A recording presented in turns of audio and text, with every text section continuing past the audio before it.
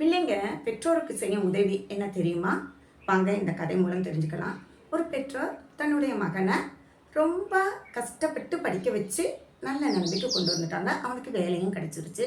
அவன் என்ன பண்ணுறான், முதல் மாத சம்பளத்தை வாங்கிட்டு வீட்டுக்கு ஓடி வர்றான். அம்மாவை தேடுறான் கிச்சனில். அம்மாவை பார்த்து சொல்கிறான், அம்மா நான் மாத சம்பளம் வாங்கிட்டேன், இந்தாங்கன்னு கொடுக்குறான்.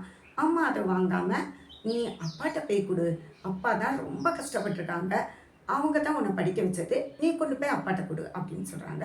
அவன் என்ன பண்ணுறான், ஆஹா நான் அப்பாட்ட கொடுக்க மாட்டேன், நீங்களே கொடுத்துருங்க அப்படின்னு சொல்கிறான். அம்மா கேட்கல. திரும்ப திரும்ப அவன்கிட்ட அப்பாட்ட கொடுக்க சொல்லி சொல்கிறாங்க.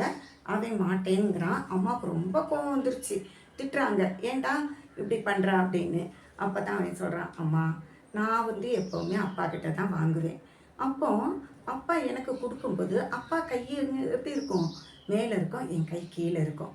இப்போ நான் சம்பளத்தை கொண்டு போய் கொடுத்தேன்னா அப்பா கை கீழே வந்துடாதாம்மா அப்படின்னு சொல்கிறான். இதை பக்கத்து ரூமில் இருந்து கேட்டுக்கிட்டு இருந்த அப்பா ஓடி வந்து மகனை கட்டி தழுவிக்கிறாரு. ஆமாம், ஆணாக இருக்கட்டும் பெண்ணாக இருக்கட்டும், தன் பெற்றோரை கவனிக்கிறது அவங்கவுங்க கடமை தான். அது சாப்பாடு போடுறதுல மட்டும்தான் இருக்குதுன்னு நினைக்கிறீங்களா? இல்லை, அவங்க மதிப்பு கடைசி வரைக்கும் குறையாமல் பார்த்துக்கிறதுல தான் அந்த கடமை இருக்குதுன்னு நான் நினைக்கிறேன். நீங்கள் என்ன நினைக்கிறீங்கன்னு கமெண்ட்ஸில் சொல்கிறீங்களா? வாழ்க்கையை கேட்டோம்.